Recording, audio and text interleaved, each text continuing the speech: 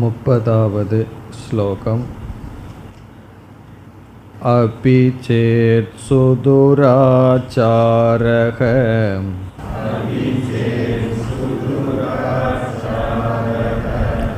भजते मामनन्यभाक्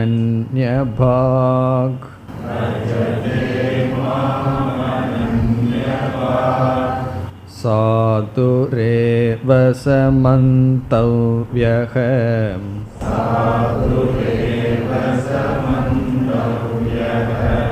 सम्यक् व्यवसितो हि सः.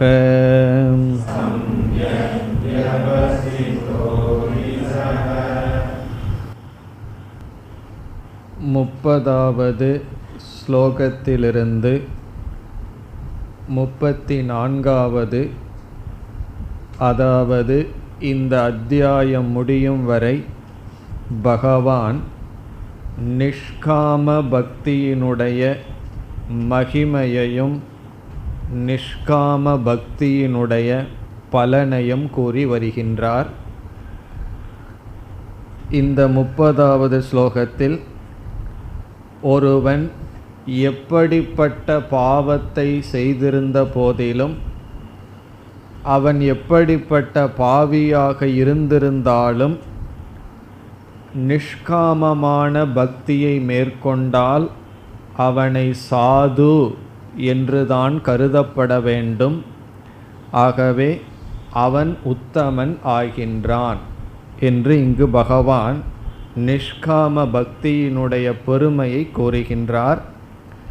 அபிச்சேத் சுதுராச்சாரக, துராச்சாரக தவறான நடவடிக்கையை உடையவன், சுதுராச்சாரக என்றால் பாவியிலும் பாவியாக இருப்பவன். நம்முடைய முன்னோர்களுடைய மகான்களுடைய வாழ்க்கையை, சிலருடைய வாழ்க்கையை பார்த்தால் அவர்கள் வால்மீகியாகட்டும் அல்லது அருணகிரிநாதராகட்டும், இவர்களுடைய வாழ்க்கையில் ஆரம்பத்தில் எவ்வளவு பாவம் செய்ய முடியுமோ அவ்வளவு பாவத்தில்தான் இருந்தார்கள். ஆனால் பிறகு முனிவர்களாக ஞானிகளாக மாறினார்கள். அதைத்தான் இங்கு பகவான் கூறுகின்றார். துராச்சாரனாக இருந்த போதிலும் பஜதே மாம் அனன்யபாக், வேறு எதுவும் லட்சியமில்லாமல் என்னை வழிபட்டால் சக சாதுகு ஏவ, அவன் சாது உத்தமமானவன் என்று மந்தவ்யக கருதப்பட வேண்டும். அவனை சாது என்றே கருதப்பட வேண்டும். காரணம் என்ன? சக சம்யக் வியவசிதக. வியவசிதக என்றால் நிச்சயத்தை அடைந்தவன், சம்யக் என்றால் சரியான நிச்சயத்தை அடைந்தவன், அவன் சரியான முடிவுக்கு வந்தவன். இப்போ இந்த ஸ்லோகத்தில் பகவான் எப்படிப்பட்ட பாவியாக இருந்தாலும் இந்த பக்தியானது அவனை தூய்மைப்படுத்துகின்றது. இப்போ நிஷ்காம பக்தியினுடைய மகிமை என்னவென்றால் தூய்மைப்படுத்தும் உத்தமமான சாதனம். பாவகத்துவம் என்று சொல்லப்படுகிறது. பாவகத்துவம் என்றால் தூய்மைப்படுத்தும் உத்தமமான சாதனம் இந்த பக்தி. பிறகு அடுத்த ஸ்லோகத்தில் இந்த பக்தன் பாவியாக இருந்து தூய்மையான பக்தனுடைய நிலையை படிப்படியாக பகவான் கூறுகின்றார். 31வது ஸ்லோகம். க்ஷிப்ரம் பவதி தர்மாத்மா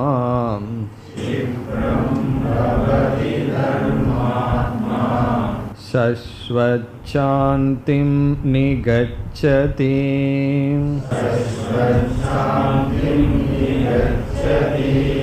கௌந்தேய பிரதிஜானீஹி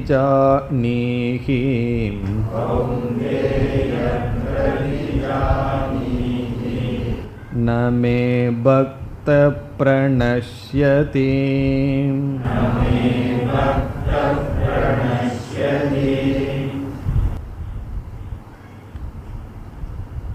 முதல் வரியில் தவறான வாழ்க்கை மேற்கொண்டவன் என்ன படிகளை கடந்து என்ன பலனை அடைகின்றான், இந்த பக்தியானது அவனுக்கு எப்படிப்பட்ட பலனை கொடுக்கின்றது என்று கூறுகின்றார்.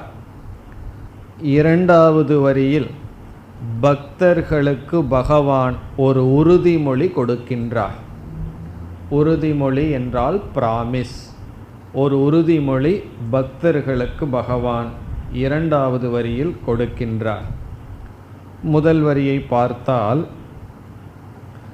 க்ஷிப்ரம் பவதி தர்மாத்மா. க்ஷிப்ரம் என்றால் விரைவாக, தர்மாத்மா பவதி தர்மாத்மாவாக மாறுகின்றான். யார்? சுதுராச்சாரக, துராச்சாரனாக இருந்தவன் சதாச்சாரனாக மாறுகின்றான். தர்மாச்சாரக அல்லது தர்மாத்மா என்றால் தர்மத்தை அவன் கடைபிடித்து வாழ்பவன் ஆகின்றான். இப்போ முதலில் அவனுடைய நிலை என்ன? அதர்மமாக வாழ்ந்தவன் தர்மத்திற்கு வருகின்றான். மோக்ஷம் என்கின்ற லட்சியத்தை அடைய வேண்டுமென்றால் அதர்மத்திலிருந்து தர்மத்திற்கு வர வேண்டும். தர்மத்திலிருந்து தான் தர்மத்தையும் கடந்து நாம் செல்ல வேண்டும். சர்வ தர்மான் பரித்யஜ்ய என்று பகவான் கடைசியில் கூறுவார். எல்லா தர்மங்களையும் விட்டு என்னை சரணடைய வேண்டும். ஏன் பகவான் தர்மங்களை விடச் சொல்கிறார் என்றால், ஏற்கனவே இவன் அதர்மத்தை விட்டு தர்மத்திற்கு வந்துள்ளான். பிறகு அதையும் விட்டு நாம் மோட்சத்திற்கு செல்ல வேண்டும். அது பிறகு பார்க்கலாம். இங்கு இவனுடைய நிலை என்ன? அதர்மத்திலிருந்து தர்மாத்மாவாக மாறுவான். அதனால் முக்கியம் என்ன என்றால் தர்மம்தான் முக்கியம். அவன் நல்ல பண்புகளை கடைபிடித்து ஒழுக்கமுடையவனாக மாறுவான். பிறகு அதனுடைய விளைவு என்னவென்றால், தூய்மையான மனதை அடைந்தவனுக்கு ஞானம் ஏற்படும். ஞானத்தினுடைய விளைவு என்ன? அதை பகவான் இங்கு குறிப்பிடுகின்றார். இப்போ முதல் படி என்னவென்றால், அதர்மத்திலிருந்து தர்மத்திற்கு வருதல்.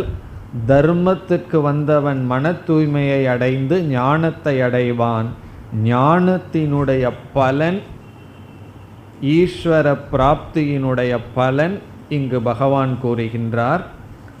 சஸ்வத் சாந்திம் நிகச்சதி.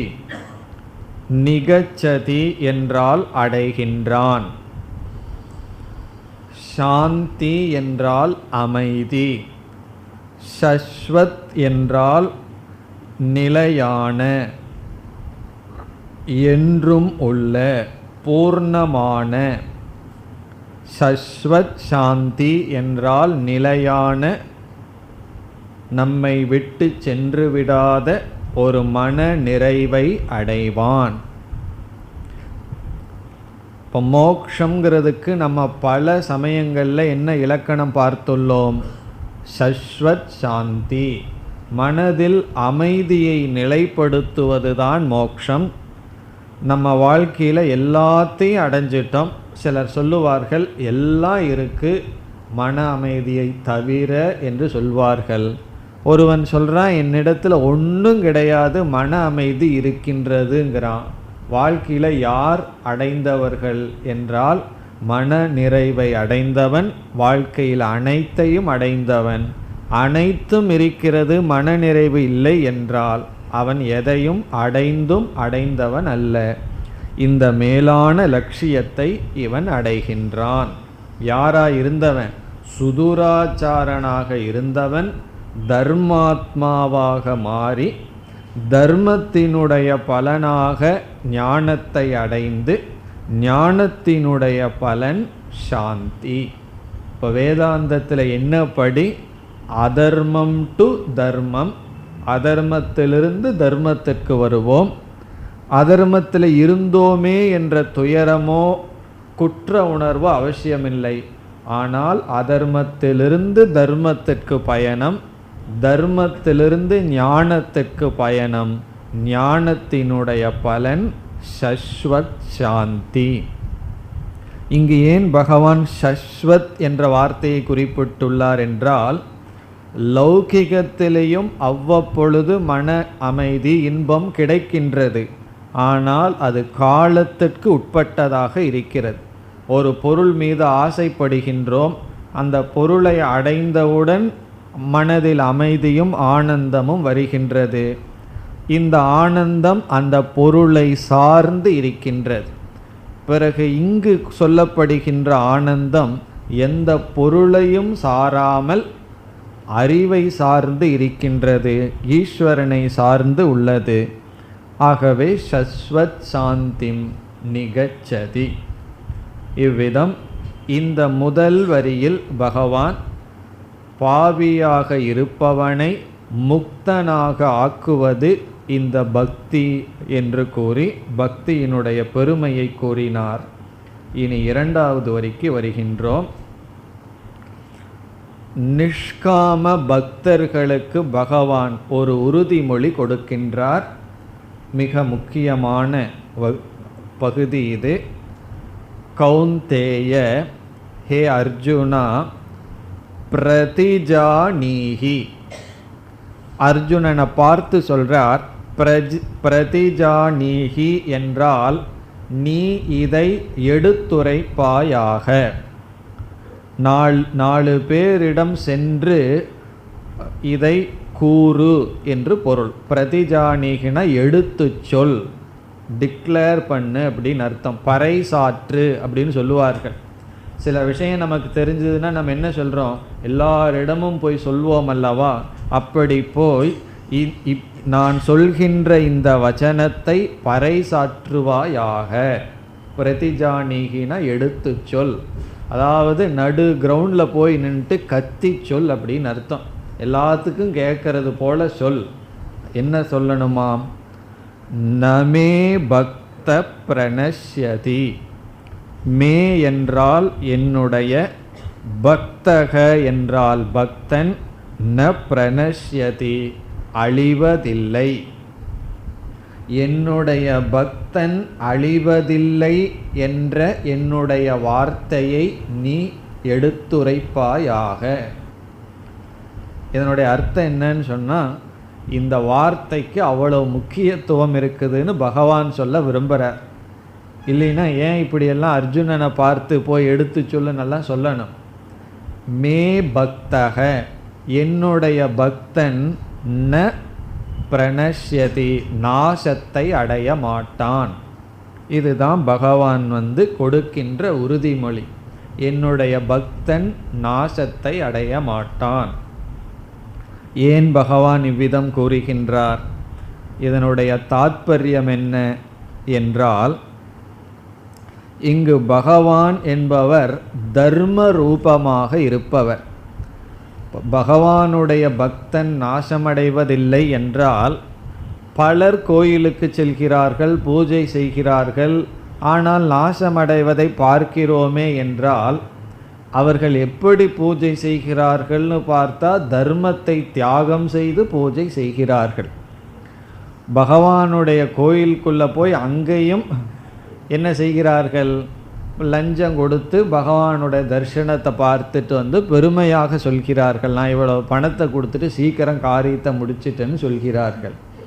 அப்படி தர்மம் வேறு பகவான் வேறுன்னு பிரித்து விட்டார்கள்.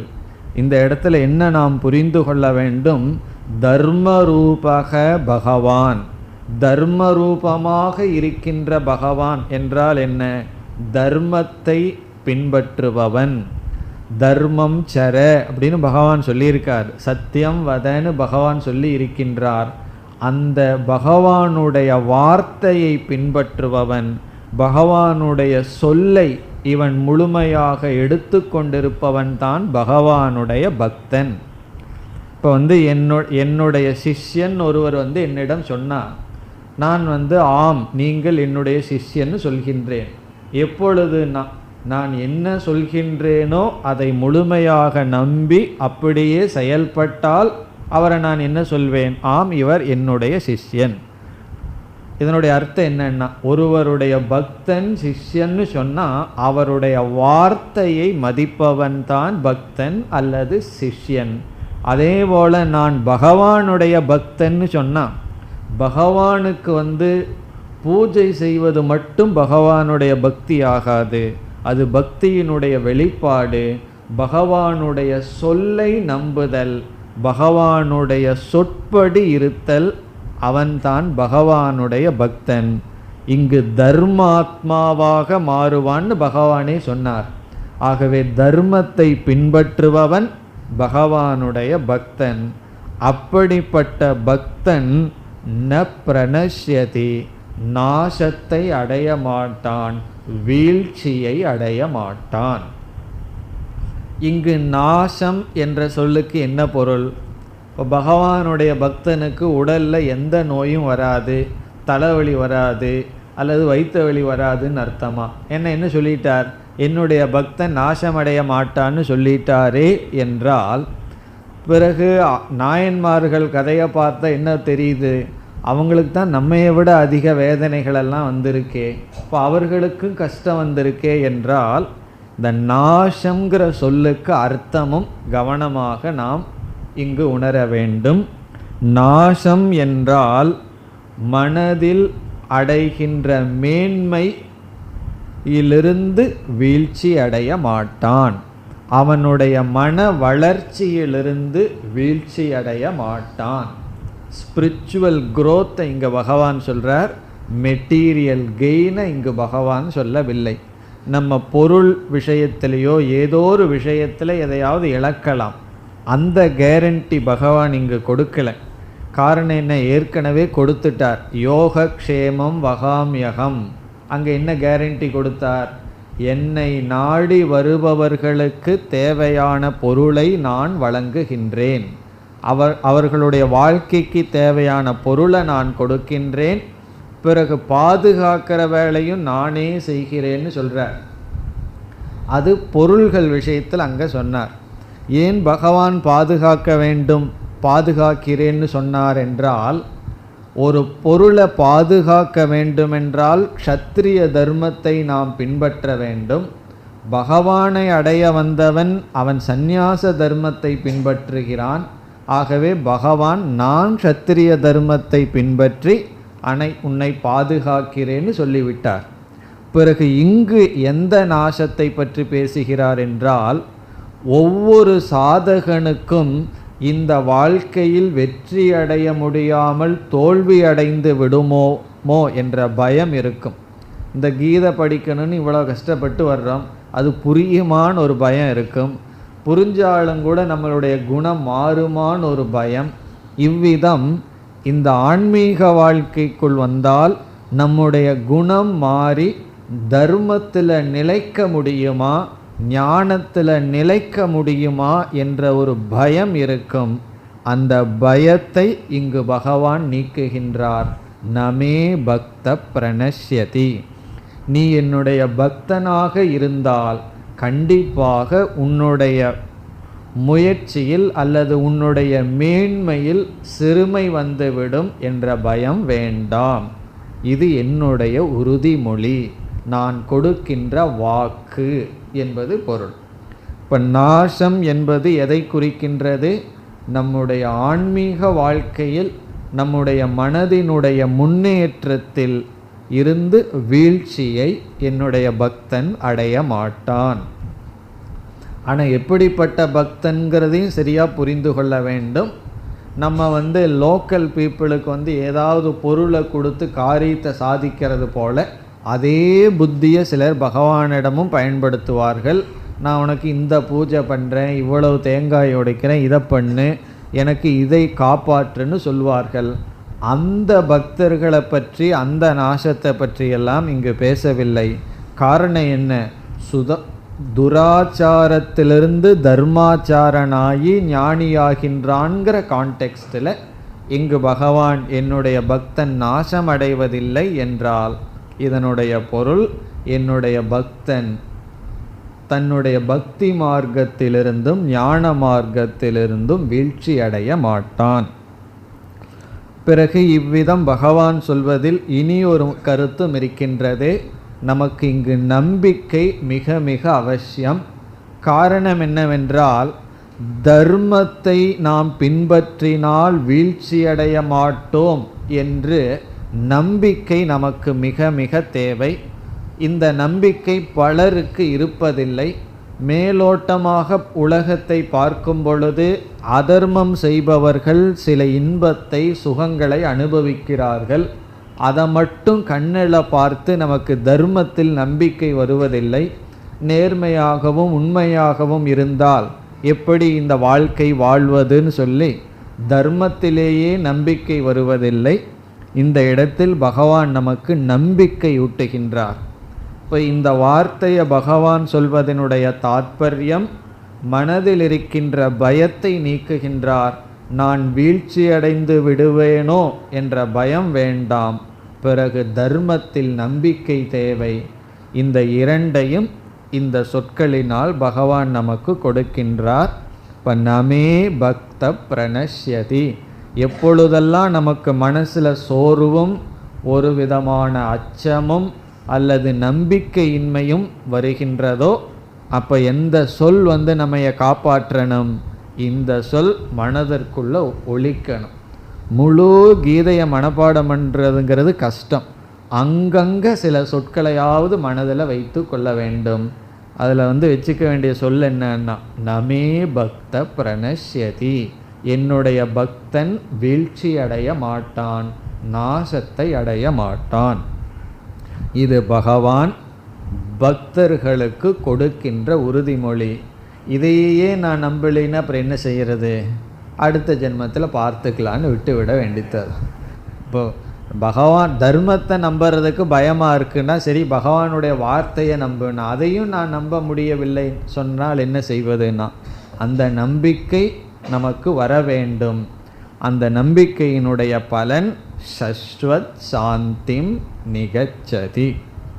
இவ்விதம் இந்த 2 வரிகளில் முதல் வரியில் எப்படி துராச்சாரனாக இருப்பவன் படிப்படியாக மாறி மோட்சத்திற்கு வருகின்றான் என்று சொல்லி, பிறகு தன்னுடைய பக்தனுக்கு எவ்விதத்திலும் நாசமில்லை என்ற உறுதிமொழியை பகவான் கொடுத்தார்.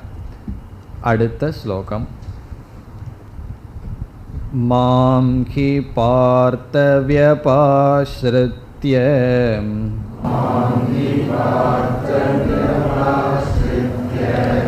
ஏபே ஸ்யுः பாபயோனயः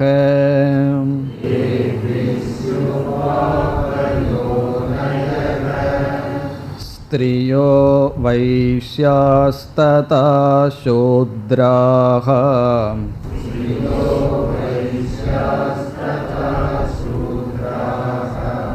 தேபி யாந்தி பராம் கதிம்.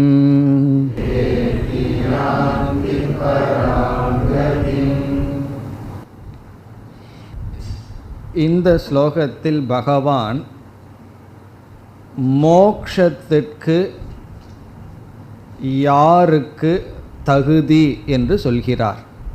மோக்ஷத்தை அடைய யாருக்கு தகுதி, அதிகாரித்துவம் இங்கு பகவான் பேசுகிறார்.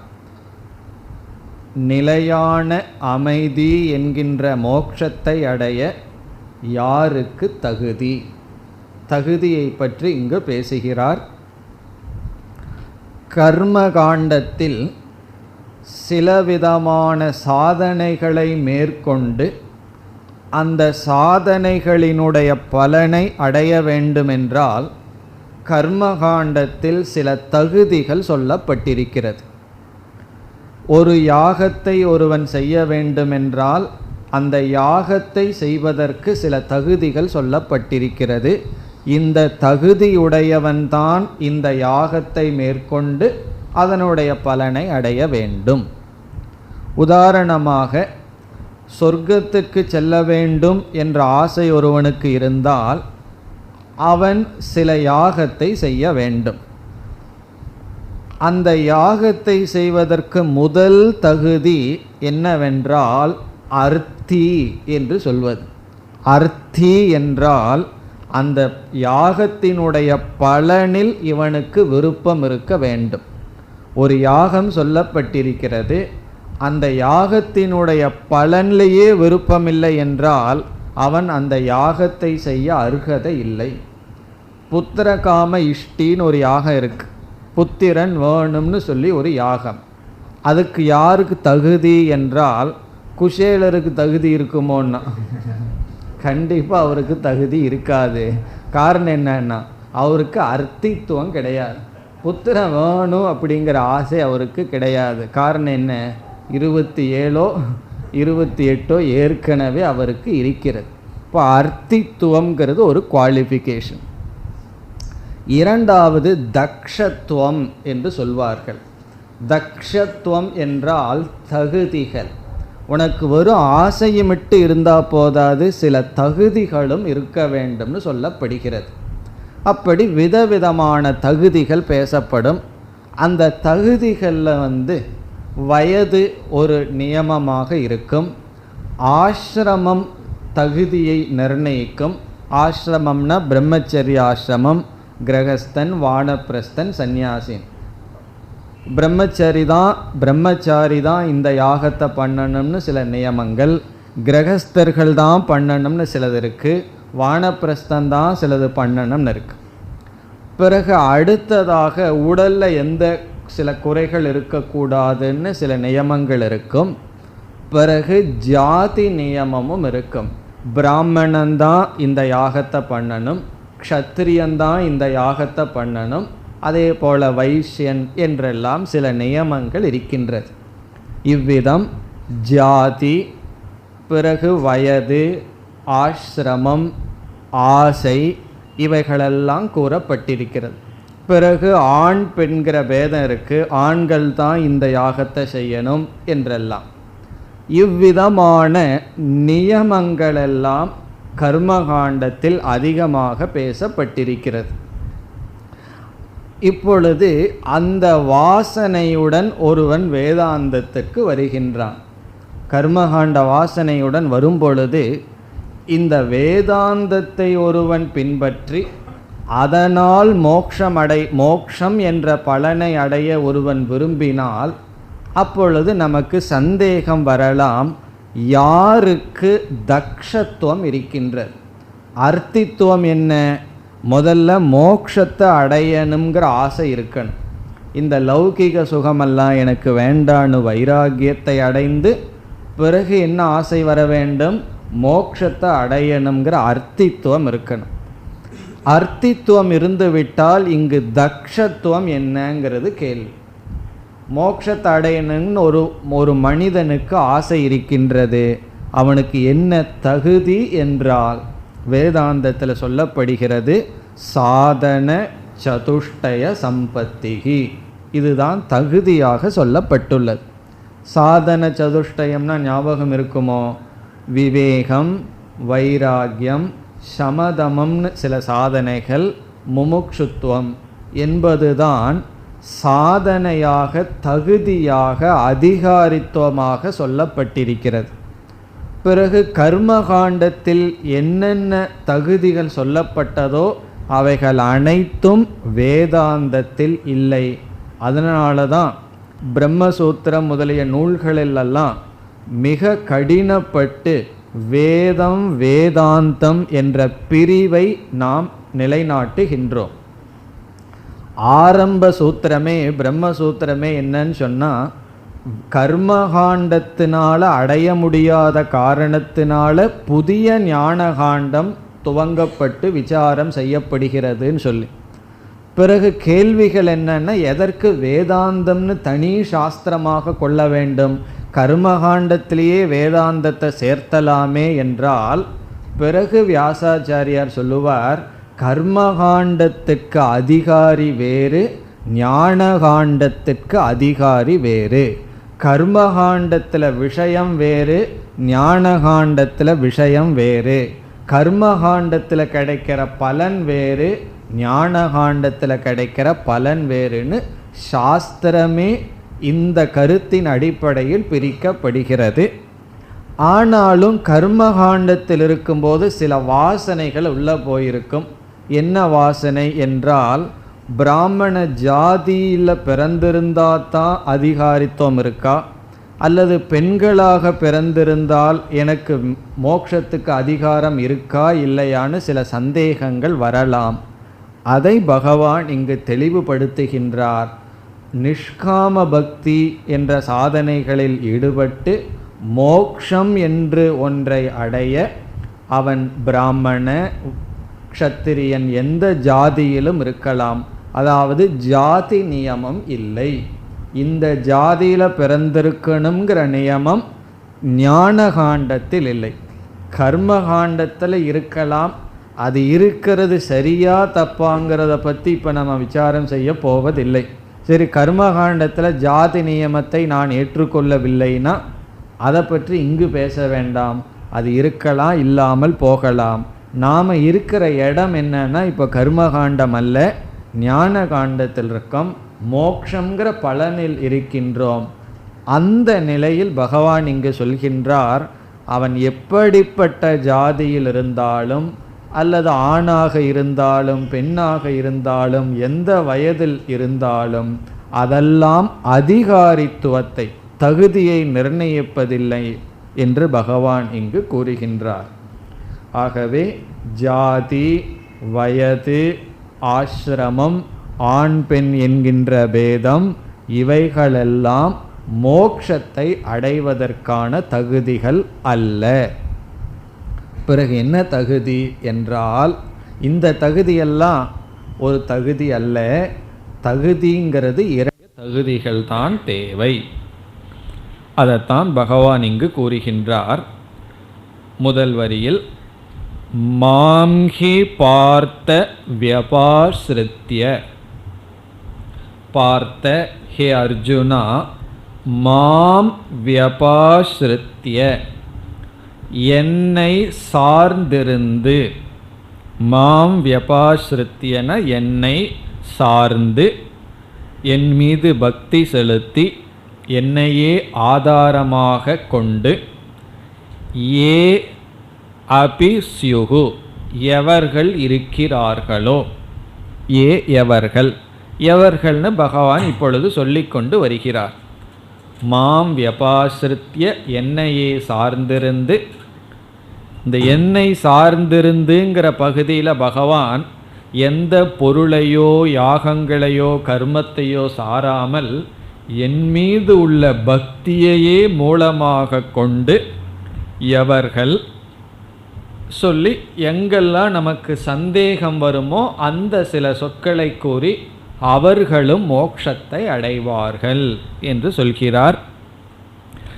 ஏ ஸ்யுகு பாபயோனயக, பாபயோனயக என்றால் பாபிகள், பாபத்தை செய்தவர்கள். 4 வர்ணம் சொல்லப்பட்டிருக்கிறது, பிராமண, க்ஷத்ரிய, வைஷ்ய, சூத்ரன் என்று. 5வது ஒன்று இருக்கு, அது பஞ்சமோ வர்ணகன்னு சொல்லப்படும், பஞ்சமம்னு சொல்லப்படும். காரணம் என்னன்னா, சூத்ரனுக்கும் கீழான நடவடிக்கை வாழ்க்கை முறையை ஒருவன் வாழுதல். அப்படி வாழ்பவன் பாபயோனி, அதர்மத்தை செய்து வாழ்பவன், நிஷித்த கர்மத்தை செய்பவன். அவன் பிராமண ஜாதியில் பிறந்து நிஷித்த கர்மத்தை செய்தால் சாஸ்திரத்தினுடைய நோக்கில் பஞ்சமோ வர்ணக, அவன் 5வது வர்ணத்துக்கு சென்று விடுகின்றான். காரணம் என்ன என்றால், அவன் நிஷித்த கர்மத்தை பின்பற்றுவதனால். அப்படி எப்படிப்பட்ட பாவியாக ஒரு கால் அவன் இருந்திருந்தாலும் இவர்கள் எல்லோருக்கும் மோட்சம் உண்டு, மோட்சத்துக்கு தடையில்லைன்னு சொல்கிறார். இதெல்லாம் தகுதியை நிர்ணயிக்காதுன்னு சொல்கிறார். பிறகு 2வது வரியில் ஸ்திரேயக, ஸ்திரேயக என்றால் பெண்கள். ஏன் பகவான் பெண்கள்னு சொல்கிறார்? சில யாகங்கள் செய்வதற்கு அவர்களுக்கு அதிகாரித்துவம் இல்லை என்று சொல்லப்பட்டுள்ளது. அதே எண்ணம் இங்கு வரக்கூடாது. ஆகவே ஸ்திரயக பெண்கள், வைஷ்யாகா வைஷ்யர்கள், பிராமண க்ஷத்ரிய வைஷ்யன் என்ற ஜாதியில் இருப்பவர்கள், ததா சூத்ராகா சூத்ரர்கள், இப்படி எவர்களெல்லாம் இருக்கிறார்களோ அப்படி எப்படிப்பட்டவர்களாக இருந்தாலும், ஆனால் ஒன்று வேண்டும், மனிதனாக பிறந்திருக்க வேண்டும். மனுஷ்யத்துவம் அதுதான் ரொம்ப முக்கியம். ஒரு மனிதனாக இருந்து மனதிற்குள் நல்ல பண்பை அடைந்து பிறகு சாதன சதுஷ்டய சம்பத்தியை அடைந்தால் அவன் மோட்சத்தை அடைகின்றான். தே அபி யாந்தி பராம் கதிம், தே அபி இவர்கள் அனைவரும், பராம் கதிம் யாந்தி மேலான கதியை அடைகிறார்கள், மோக்ஷத்தை அடைகிறார்கள். பராம் கதின்னு சொன்னால் மேலான கதி, மேலான கதி என்பது மோக்ஷம். இந்த மோக்ஷத்தை அடைகிறார்கள். யார்? இவர்கள் அனைவரும். இதில் பாபயோனிங்கிற வார்த்தை தான் முக்கியம். ஒருவன் எவ்வளவு பெரிய பாபியாக இருந்திருந்தாலும் அதனால் அவன் மோட்சத்தை அடைய முடியாது என்று சொல்ல முடியாது. பாபம் பண்ணி கொண்டிருக்கும் போது அவன் மோட்சத்தை அடையவில்லை, ஆனால் அவனுக்கும் மோட்சத்தை அடைய வாய்ப்பிருக்கிறது. அதனால தான் மனுஷ்ய ஜென்மத்தினுடைய மேன்மையை வேதாந்தத்தில் முதல்ல பேசுவோம். வேதாந்தம்ங்கிற நூலுக்குள்ளே நாம் வந்தால் முதலில் பேசப்படுற டாபிக் என்னன்னு சொன்னால் மனுஷ்யத்துவம். மனுஷ்யத்துவம்தான். அதனால தான் மனித ஜென்மத்தினுடைய பெருமையை பேசுவோம். காரணம் என்னன்னா, இந்த மனித ஜென்மமே மோட்சத்திற்கு போதும். வேறு எந்த விதமான பிறப்பிலேயோ வேறு எந்த விதமான தகுதிகளும் அவசியம் இல்லை.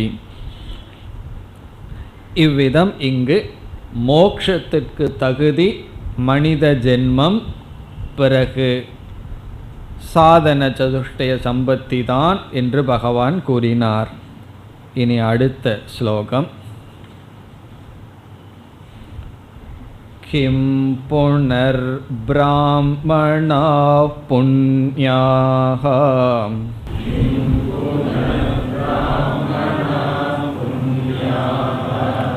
பக்தா ராஜர்ஷயஸ்ததா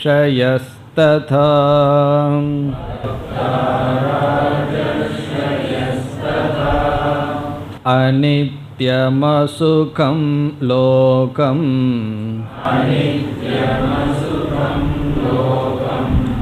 இமம் ப்ராப்ய பஜஸ்வ மாம்.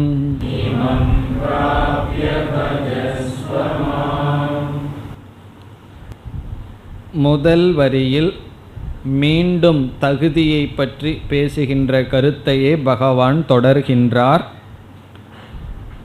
இப்படிப்பட்டவர்கள் அனைவராலும் மோட்சத்தை அடைய முடியும் என்றால் சம்ஸ்காரத்துடன் கூடிய நல்ல நடத்தை உடையவர்களை பற்றி என்ன சொல்வது? அனைவராலும் அடைய முடியும். அதை கூறுகின்றார். கிம் புனக பிராமணாகா புண்ணியாகா, புண்ணியத்தை அடைந்த, புண்ணியத்தினால் அடைந்த பிராமணர்களை பற்றி பிறகு என்ன சொல்வது? கிம் புனகன அவர்களும் மோட்சத்தை அடைவார்கள். பிராமணாகா பிராமணர்கள். பிறகு பக்தாகா ராஜ ரிஷயக ததா, அப்படியே பக்தர்களான ராஜ ரிஷிகள். இது க்ஷத்திரியர்களை குறிக்கின்றது. பக்தர்களாக இருக்கின்ற ராஜ ரிஷி. ராஜ ரிஷின்னா என்ன பொருள்? அவர்கள் ராஜாவாகவும் ரிஷிகளாகவும் இருக்கிறார்கள். ரிஷிங்கிற சொல்லுக்கு ரிச்சதி ஜானாதி இது ரிஷிகி, அறிபவன், ஞானத்தை உடையவன். ரிஷினா ஞானின்னு அர்த்தம். ராஜாவாகவும் ஞானியாகவும் இருப்பவர்களை பற்றி என்ன சொல்வது? அவர்களும் மோட்சத்தை அடைவார்கள். நம்ம வேதத்தை ரெண்டு நோக்கில் பார்க்கணும். ஞானகாண்டம் என்று வரும்பொழுது பிராமணன்கிற சொல்லுக்கு ஜாதியின் அடிப்படை, அதாவது பிறப்பின் அடிப்படையில் பொருள் கொள்ளக்கூடாது, குணத்தின் அடிப்படையில் பொருள் கொள்ள வேண்டும். கர்மகாண்டத்திற்கு செல்லும் பொழுது சிலர் குணத்தின் அடிப்படையில் தான் பொருள் கொள்ள வேண்டும் என்று சொல்கிறார்கள், சிலர் பிறப்பின் அடிப்படையில் என்று சொல்கிறார்கள். அதை பற்றி நமக்கு முக்கியம் இங்கு இல்லை. நம்ம ஞானகாண்டத்தில் இருக்கின்றோம். இங்கு நாம் பிராமணக என்ற சொல்லுக்கு பொருள் சத்துவகுணத்தில் இருப்பவர்கள், தூய்மையான வாழ்க்கை வாழ்பவர்கள், தர்மப்படி வாழ்பவர்கள். இப்போ பிராமணாக என்றால் தர்மாத்மா. இது ரொம்ப முக்கியம். வேதாந்தத்துக்கு வர்றதுக்கு முன்னாடியாவது ஜாதி அபிமானம் இருந்தால் பரவாயில்ல, இருந்துட்டு போகட்டும். வேதாந்தத்துக்கு வந்து நம்ம சாஸ்திரம் படிச்சிட்டு இருக்கோம். அதற்கு மினிமம் குவாலிஃபிகேஷன் என்னன்னா இந்த ஜாதி அபிமானத்தை விடுதல். அவரவர்கள் அவரவர்களுடைய ஜாதியின் மீது வெறுப்போ உயர்வு அல்லது தாழ்வு மனப்பான்மை இருக்கக்கூடாது. ஆனால் பல சமயங்களில் அதே நம்ம பார்க்க முடிவதில்லை. 15 வருஷம் வேதாந்தம் படித்தாலும் கூட இந்த ஜாதி அபிமானம் பலருக்கு போவதில்லை. ஜாதிங்கிறது அன்னமய கோஷத்தில் இருக்குது, ஸ்தூல சரீரத்தில் இருக்குது. நம்ம எல்லா கோஷத்தையும் கடந்து போகணும். அன்னமய கோஷத்தையே ஃபஸ்ட்டு போஸ்ட்டையே கடக்காமல் பலர் இருக்கிறார்கள். அப்படி நாம் இருக்கக்கூடாது. இப்போ நமக்கு என்ன முதல் குவாலிஃபிகேஷன்னா ஜாதி பற்று இருக்கக்கூடாது. அதனுடைய அர்த்தம் என்னன்னா, யார் எந்த ஜாதியில் பிறந்துள்ளார்கள் என்ற அறிவில் ஆசை இருக்கக்கூடாது. அந்த அறிவில் முயற்சியே செய்யக்கூடாது. 10 வருஷம் நம்ம வகுப்புக்கு நீங்கள் வருகிறீர்கள், எவ்வளவோ பேர் வருகிறார்கள் போகிறார்கள். யார் எந்த ஜாதின்னு தெரியாமல் 10 வருஷம் நல்லா பழகியிருந்தால் நம்ம மாணவர்கள், கீதா ஸ்டூடெண்ட்னு சொல்கிறதுக்கு நமக்கு அர்ஹதை இருக்கின்றது. ஏன்னா அதுதான் மினிமம் குவாலிஃபிகேஷன். அந்த ஜிக்ஞாசா ஆசையே நமக்கு இருக்கக்கூடாது. இந்த இடத்துல பகவான் வந்து ஜாதி நியமமோ அல்லது பெண் ஆண்கிற பேதமோ மோட்சத்துக்கு இல்லை என்று கூறுகின்றார். இனி இரண்டாவது வரியில் பகவான் என்ன சொல்கிறார், நீ வந்து ஏன் மோட்சத்தை அடைய வேண்டும், நிஷ்காம பக்தி செலுத்தி நீ ஏன் மோட்சத்தை அல்லது என்னை அடைய வேண்டும்னு நான் கூறுகிறேன். அதற்கு காரணத்தை பகவான் சொல்கிறார். பேசாமல் இந்த உலகத்தில் இருக்கிற ஏதாவது ஒரு பொருளை அடைஞ்சு இன்பமாக இருக்கலாமே, அதை விட்டுட்டு என்னை அடைய வேண்டும்னு நான் ஏன் மீண்டும் மீண்டும் கூறுகிறேன், மோட்சத்தை தான் அடைய வேண்டும்னு நான் ஏன் வலியுறுத்துகிறேன். அதற்கான காரணத்தை பகவான் கூறுகிறார். அனித்யம் அசுகம் லோகம், இமம் லோகம், இந்த உலகம். இந்த உலகத்தை பற்றி பகவான் 2 அடைமொழி சொல்கிறார். இந்த உலகம் எப்படிப்பட்டதாம், அனித்தியம், நிலையற்றது. இந்த உலகத்துக்கு பகவான் கொடுக்கின்ற முதல் அடைமொழி நிலையற்றது. உலகம்னா என்ன, நம்மை சுற்றி இருக்கிற மனிதர்கள், நம்முடைய உடல், இவைகள் அனைத்தும் நம்ம சம்பாரித்து வச்சிருக்கிற பொருள் அல்லது அறிவு. எவ்வளவோ டிகிரி எல்லாம் படித்து வச்சுருக்கோம், இதெல்லாம் என்னன்னா அனித்தியம். அது எப்போ தெரியும்னா வயசாக எல்லாம் மறந்துட்டு போகும்போது தெரியும். இவ்வளோ படித்து வச்சுருந்தனே எல்லாம் மறந்து போச்சேன்னா அந்த அறிவு முதல் கொண்டு அனைத்தும் அனித்தியம். சரி, அனித்தியமாக இருக்கட்டுமே, ஆனால் இன்பமாக இருக்கே இந்த உலகம்னா. ஐஸ்கிரீம் நித்தியமாக அனித்தியமானா அனித்தியம்தான். ஆனாலும் அதை சாப்பிட்ட என்ன, அது அனித்தியமாக இருந்தாலும் இன்பத்தை கொடுக்குதுன்னா அசுகம். இன்பத்தை உண்மையை கொடுக்கவில்லை, இன்பத்தை போன்ற ஒரு தோற்றத்தை தான் அது கொடுக்கின்றது. வாயில் ஐஸ்கிரீம் சாப்பிடுவோம், நைட்டில் மூக்கில் ஐஸ்கிரீம் வந்துட்டுருக்கும். அது என்னன்னா அசுகம். ஆரம்பத்தில் அது இன்பமாக இருக்கும், பிறகு என்னன்னா அது துன்பத்தில் கொண்டு விடும். என்ன, சில பேர்த்துக்கு அனித்தியமாக இருந்தால் இருக்கட்டுமே, அதுதான் இன்பத்தை கொடுக்குதுன்னா பகவான் சொல்கிறார் அசுகம். சுகம்னா இன்பம், அசுகம்னா இன்பமற்றது. இப்போ இந்த லோகத்தை பகவான் படைச்சிருக்கார்.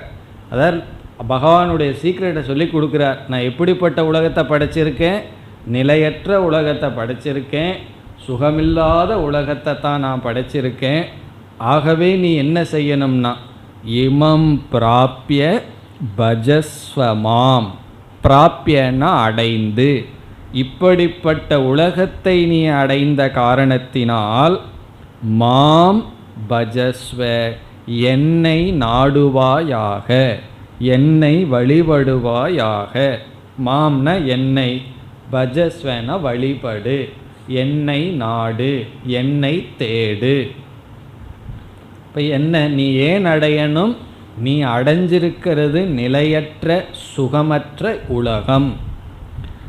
இப்போ சுகமற்றன்னு சொன்ன என்ன பொருள்? சுக ஆபாசம்தான் இருக்குது. ஆபாசம்னா வெறும் தோற்றம், ஏதோ இன்பத்தை கொடுக்குற மாதிரி இருக்குது, நிலையற்றதாக இருக்குது. இப்படிப்பட்ட உலகத்தை நீ அடைந்துள்ளாய், ஆகவே நீ என்னை அடைய வேண்டும். அப்போ பகவானுக்கு என்ன இலக்கணம் நம்ம கொடுக்கலாம்? உலகத்துக்கு பகவான் என்ன சொன்னார்? அனித்தியம் அசுகம்னு சொன்னார். இப்போ பகவான் எப்படிப்பட்டவர்? நித்தியம் சுகம், நித்தியமான சுகஸ்வரூபமான என்னை ஆகவே நீ நாட வேண்டும். காரணம் என்ன? நீ இப்போ அடைஞ்சிருக்கிறது நிலையற்ற அனித்தியமான பிறகு துக்கஸ்வரூபமான உலகம். இப்போ மனுஷ்ய லோகம்தான் புருஷார்த்த சாதனம்னு சொல்லப்படுகிறது. மனுஷ்யலோகம் புருஷார்த்த சாதனம். இந்த இடத்துல லோகம்ங்கிறதுக்கு இனி ஒரு ஆசிரியர் இனி ஒரு பொருள் சொல்கிறார். மனுஷ சரீரம்னு சொல்கிறார். லோகம்னா இந்த உலகம் மட்டுமல்ல, நீ மனித சரீரத்தை அடைந்துள்ளாய். ஏன்னா உபனிஷத்துலேயும் பல இடத்துல லோகம்ங்கிற சொல்லுக்கு நம்மளுடைய உடலையே சொல்லப்படும். எப்படி என்றால், இந்த உடலை எடுத்ததுனால ஒரு விதமான உலகம் நமக்கு தெரியுது. மிருக உடல் எடுத்திருந்தோம்னா வேறு விதமாக இந்த உலகம் நமக்கு தெரியும். ஆகவே இந்த உலகமே நம்ம எடுத்த உடலை பொறுத்து, இந்த மனித உடல் அனித்தியமாக இருக்குது. அதனுடைய பொருள் என்னன்னா, உனக்கு ஏதோ பை சான்ஸு கிடச்சிருக்கு, அதை பயன்படுத்தி கொள். ஏன்னா அடுத்த ஜென்மம் அடுத்த லோகம் உனக்கு இதே உடல் கிடைக்கும்னு தெரியாது. இப்பிறவி தப்பினால் எப்பிறவி வாய்க்குமோன்னு பாடி வைத்தார்கள் அல்லவா. அதனால் அடுத்தது உனக்கு கண்டிப்பாக இதே கிடைக்கும்னு கேரண்டி கிடையாது. இல்லையே நான் யோக பிரஷ்டனாக இருப்பேன்னெல்லாம் சொல்லக்கூடாது. அதெல்லாம் யோக பிரஷ்டனாக இருக்குனுக்கு முயற்சி பண்ணணுமே, சும்மா யோக பிரஷ்டன் ஆக முடியாது. ஒரு கீத கிளாஸ் அட்டன் பண்ணிவிட்டு சில பேர்த்துக்கு யோக பிரஷ்டனுங்கிற எண்ணம் வந்துடும். என்ன ஒருத்தர் என்கிட்ட சொன்னார், நான் யோக பிரஷ்டன் தானேன்னு கேட்டார். காரணம் என்னென்ன, ஏதோ 2 கீத கிளாஸ் அட்டன் பண்ணிட்டா வேதாந்தத்துக்கு ரொம்ப முயற்சி பண்ணி தோல்வி அடைஞ்சவன்னு தனக்கு நினைப்பு. அதற்கு ரொம்ப முயற்சி செய்யணும். ஆகவே அனித்தியம். இந்த உடல் அவ்வளவு சுலபமாக கிடைக்காது, திடீர்னு கிடைச்சிருக்கு. ஆனால் இந்த உடல் எப்படின்னா அசுகம். அசுகம்னா ஆரம்பத்தில் சுகமாக இருக்கும், சின்ன வயதில். போக போக தெரியும் ஒவ்வொரு ஜாயிண்ட்டையும் பகவான் படைச்சிருக்காருன்னு அப்போ தான் தெரியும். ஆரம்பத்தில் அப்படியே கையை காலை வளைச்சிட்டு டான்ஸ் ஆடிட்டு இருப்போம். பிறகு தான் தெரியும் ஏன் ஒவ்வொரு பெண்டை பகவான் கொடுத்தார்னு சொல்லி. அசுகம். அதனால் என்னன்னா மாம் பஜஸ்வ, என்னை நாட வேண்டும், நித்தியமான சுகஸ்வரூபமான என்னை நாட வேண்டும். இந்த உலகத்துக்கு பல லட்சணம் நம்ம கொடுக்கலாம். அசுகம் அனித்தியம் மட்டுமல்ல, நம்மை டிபெண்ட் பண்ண வைக்கும், நம்மை சார்ந்திருக்க வைக்கும். ஒரு பொருளை நம்ம கொஞ்ச நாள் பயன்படுத்திகிட்டே இருந்தோம்னா நம்மை அடிமைப்படுத்தும். அதனால் என்ன சொல்லலாம், அதீனத்துவம். இந்த உலகம் நம்ம சுதந்திரமாக இல்லாமல் பரதந்திரமாக ஆக்கிக்கொண்டே இருக்கும். ஒரு பொருளை பயன்படுத்த அந்த பொருள் இல்லாமல் வாழ முடியாதுங்கிற மாதிரி நம்மை ஆக்கி கொண்டிருக்கும். அப்படி உன்னை சுதந்திரமாக இருக்கிற ஒன்றை பரதந்திரமாக ஆக்கிற உலகத்தை நீ படைச்சிருக்க. ஆகவே சுதந்திரத்தை கொடுக்கிற என்னை நீ நாட வேண்டும் என்று ஒரு அறிவுரை அர்ஜுனனுக்கு கொடுக்கின்றார். இனி அடுத்த கடைசி ஸ்லோகத்தில் பகவான் நல்ல சில அறிவுரைகளை கொடுத்து இந்த அத்தியாயத்தை முடிக்கின்றார். மன்மனா பவ மத்பக்தஹ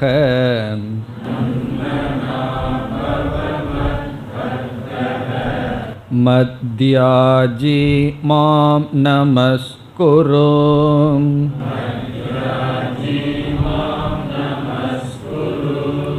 மாமே வைஷ்யசி யுக்த்வைவம்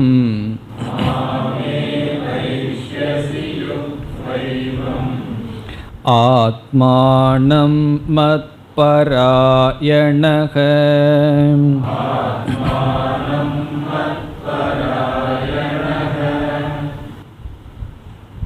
இந்த ஸ்லோகத்தில் நிஷ்காம பக்தன் எவ்விதம் இருக்க வேண்டும் என்ற அறிவுரை பகவான் கொடுக்கின்றார். நிஷ்காம பக்தனுக்கு இருக்க வேண்டிய லட்சணங்கள், நீ என்னென்னலாம் செய்யணும், எப்படியெல்லாம் இருக்கணும்னு நேரடியாக அர்ஜுனனுக்கு இவ்விதம் இருப்பாயாக என்று கூறுகின்றார். 5 அறிவுரை இங்கு பகவான் கொடுக்கின்றார்.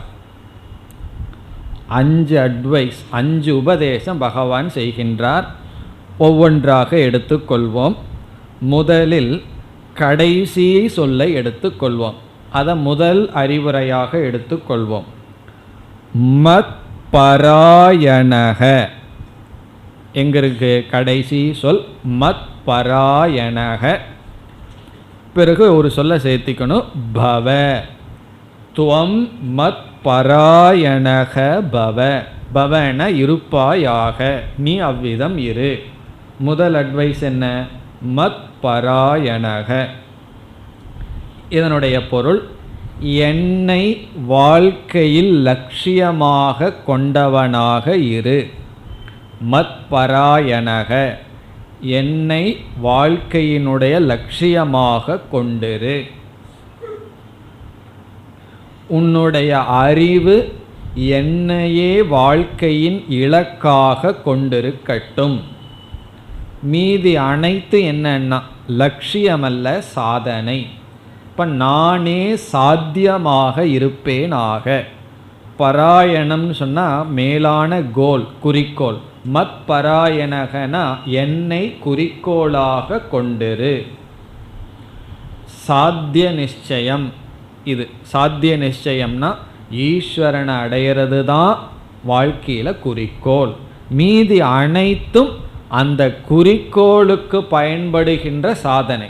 அது பணமாகலாம், படிப்பாகலாம், அல்லது வேறு எதுவாகலாம். எதுவானாலும் அவைகள் படிகள், சாதனைகள், லட்சியம் அல்ல. இப்போ முதல் அட்வைஸ் பகவான் என்ன கொடுக்கிறார்? என்னை லட்சியமாக கொண்டிரு. இனி இரண்டாவது, முதல் சொல் மன்மனாகா பவ. மன்மனாகா என்றால் என்னிடத்தில் மனதை வைத்தவனாக இரு. பவ என்றால் இரு. என்னிடத்தில் மனதை வைத்தவனாக இரு. முதல்ல நம்ம பார்த்தது என்னிடத்தில் அறிவை வைத்தவனாக இரு. உன்னுடைய அறிவில் நான் லட்சியமாக நிச்சயிக்கப்பட்டிருக்க வேண்டும். உன்னுடைய மனம் என்னிடத்தில் இருக்க வேண்டும். ஏன்னா அறிவு ஒரு இடத்தில் இருக்கும், மனசு ஒரு இடத்தில் இருக்கும். மனசுனா எமோஷ்னல் வேல்யூ. வீட்டில் மனசு இருக்கும், அறிவு ஆஃபீஸில் இருக்கும். ஆஃபீஸில் நம்ம மனசையெல்லாம் வச்சுக்கிறது இல்லை, நம்ம மனசை வீட்டில் தான் வச்சுக்குவோம். சில சமயம் வீட்டில் வைக்க முடியலன்னா ஆஃபீஸில் வச்சுக்குவோம். அதனால தான் வீடு மனசை வைக்கிற மாதிரி இருக்கணும்னு அர்த்தம். அங்கே வந்தால் மனதுக்கு இதமாக இருக்கிற மாதிரி ஒரு சூழ்நிலையை அமைச்சிக்கணும்.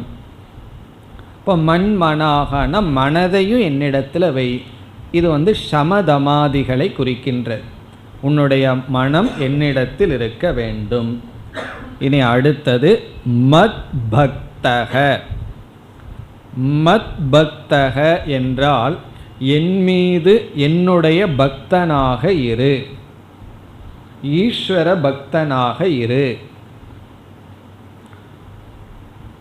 இதுவும் மனதை குறித்தது தான். உன்னுடைய எமோஷ்னல் வேல்யூ என்னிடத்தில் இருக்கட்டும், உன்னுடைய அன்பு என்னிடத்தில் இருக்கட்டும், உன்னுடைய அறிவும் என்னிடத்தில் இருக்கட்டும், உன்னுடைய மனமும் என்னிடத்தில் இருக்கட்டும், உன்னுடைய அன்பும் என்னிடத்தில் இருக்கட்டும், என்னுடைய பக்தனாக இரு, என்னையே நேசிக்க வேண்டும்.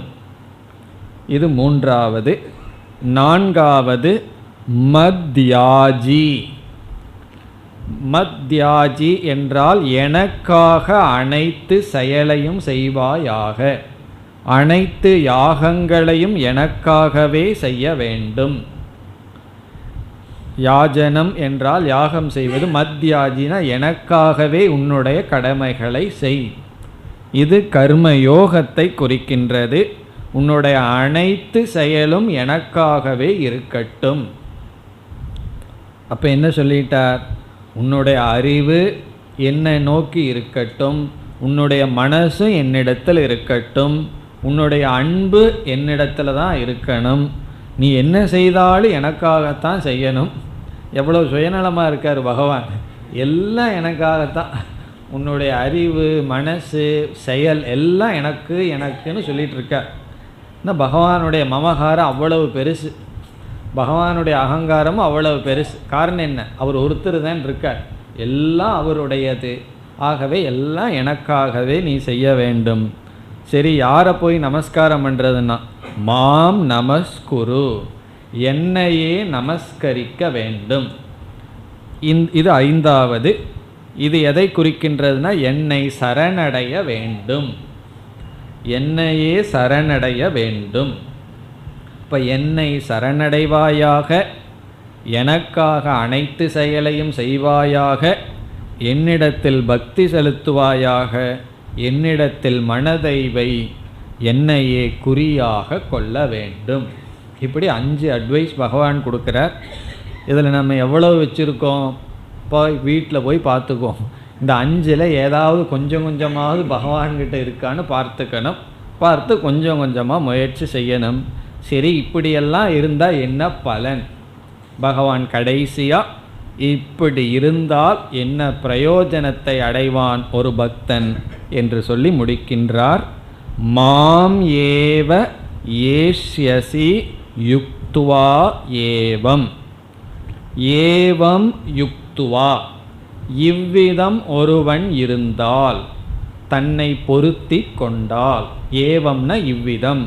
இங்கு சொன்ன 5 கருத்துப்படி யுக்துவா என்றால் ஒருவன் தன்னை பொருத்தி கொண்டால், மாம் ஏவ ஏஷ்யசி, என்னையே நீ அடைவாய். ஏஷ்யசினா அடைவாய், மாம் ஏவ என்னையே நீ அடைவாய். பிறகு பகவான் இங்கு ஒரு பெரிய ரகசியத்தை போடுறார். அந்த 4வது யார் என்று சொல்றார்? ஆத்மானம். ஆத்மானம்னு ஒரு சொல் இருக்கு, அதை எடுத்து மாம்ங்கிற இடத்துல போடணும். ஆத்மானா உன்னுடைய உண்மையான ஆத்மஸ்வரூபமாக இருக்கின்ற என்னை. அப்போ என்ன அர்த்தம்னா உன்னையே நீ அடைவாய், அல்லது உன்னுடைய ஆத்மாவாக இருக்கின்ற என்னை நீ அடைவாய்.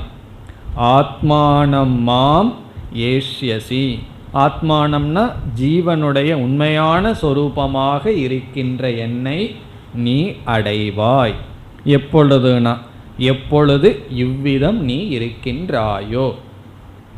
இவ்விதம் நிஷ்காம பக்தியினுடைய பெருமையை கூறி கடைசி 2 ஸ்லோகங்களில் பகவான் அறிவுரைகள் கூறினார். கூறி கடைசியில் என்னையே, எப்படிப்பட்ட நான், உன்னுடைய ஆத்மாவாக இருக்கின்ற என்னை நீ அடைவாய் என்று முடித்தார்.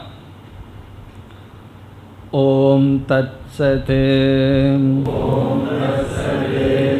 இதி ஸ்ரீமத் பகவத் கீதாசு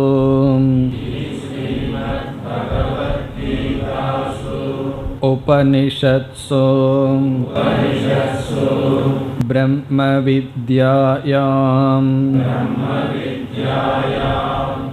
யோகசாஸ்திரே ஸ்ரீகிருஷ்ணார்ஜுன சம்வாதே ராஜவித்யா ராஜகுஹ்யயோகோ நாம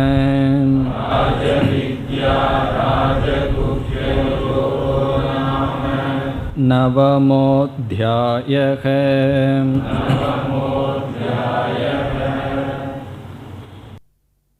ஓம் பூர்ணமதః பூர்ணமிதம் பூர்ணாத் பூர்ணமுதச்யதே பூர்ணஸ்ய பூர்ணமாதாய பூர்ணமேவாவசிஷ்யதே. ஓம் சாந்தி சாந்தி சாந்திः.